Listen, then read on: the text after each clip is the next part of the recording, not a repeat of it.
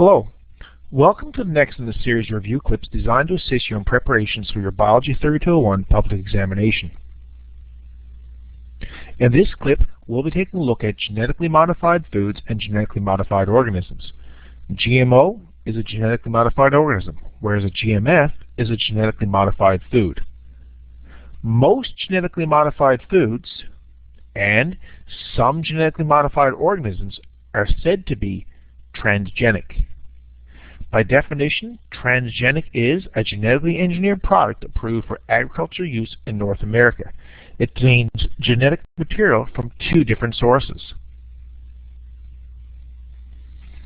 Some examples of GMFs and GMOs, or transgenic products, include herbicide-resistant corn, corn that have had their genetics tweaked such that they are resistant to herbicides. The benefit with herbicide-resistant corn is that you could increase the spraying to get rid of weeds without damaging your cash crop. Cows that have high milk production, again, higher productivity for the farmer, therefore more profit margins to be made. Rice with greater amounts of vitamin A and iron, or golden rice, again, the nutritional content is higher. Salmon, transgenic salmon, for faster growing and also for resistance to cold, again, increasing productivity. Bacteria that can produce human insulin provide the source of human insulin much more readily available. PCB-eating bacteria have been designed to actually increase the ability to remove pollutants from the environment. Similarly, with crude oil, there are oil-eating bacteria that can accomplish the same thing. By having these organisms modified, you either increase productivity, improve profit margin, or develop cleaner ways of cleaning up the environment. There are risks and benefits for both GMOs and GMFs. The risks include increased use of herbicide. This could create environmental problems. If genes did spread to wild organisms, this could affect potential biodiversity.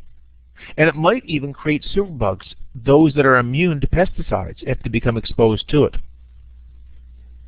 As for the benefits, the ability to alleviate world hunger, increase employment for some farmers, etc., and certainly increase economic benefit to those that use genetically modified foods and organisms. Public examinations have posed questions on this topic, and I present the following. In 1994, a new tomato was developed containing DNA from fish, which was most likely used to develop this new type of tomato. Amniocentesis, remember, is a procedure used to draw genetic material from a pregnant woman related to her fetus. Karyotyping is the analysis of this. Cross-pollination involves pollination between two plants. As we are dealing with a fish and tomato, the correct answer, the logical correct answer, is C, genetic engineering. This created a transgenic tomato. This question is posed: which characteristic would genetic engineers increase when trying to create a modified plant species? Again, the key word is you're trying to improve or increase. You would not want to increase fertilizer requirement. You would not want to make a cash crop more susceptible to herbicides. You would not want them to require more water. However, you would want the plant to become resistant to pests. The correct answer is B.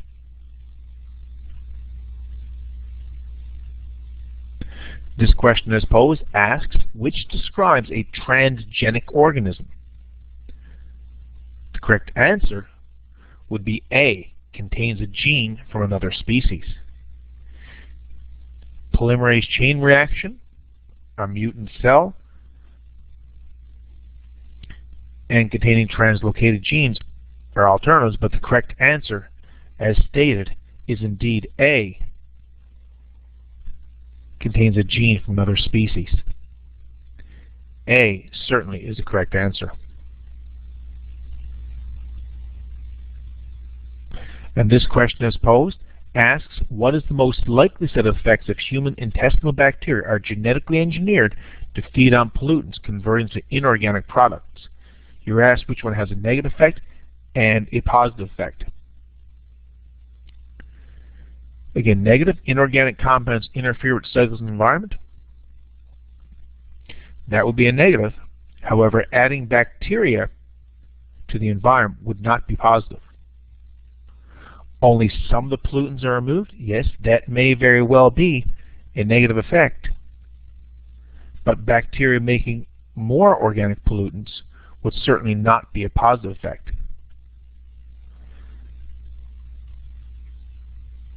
The bacteria causing disease in humans, again, this would be negative, but bearing inorganic compounds in the soil, that would not be positive. The correct answer is A. Engineered bacteria may outcompete native bacteria, but from a positive standpoint, the organic pollutants are indeed removed. Thank you for your patience. I hope you found this learning clip to be helpful.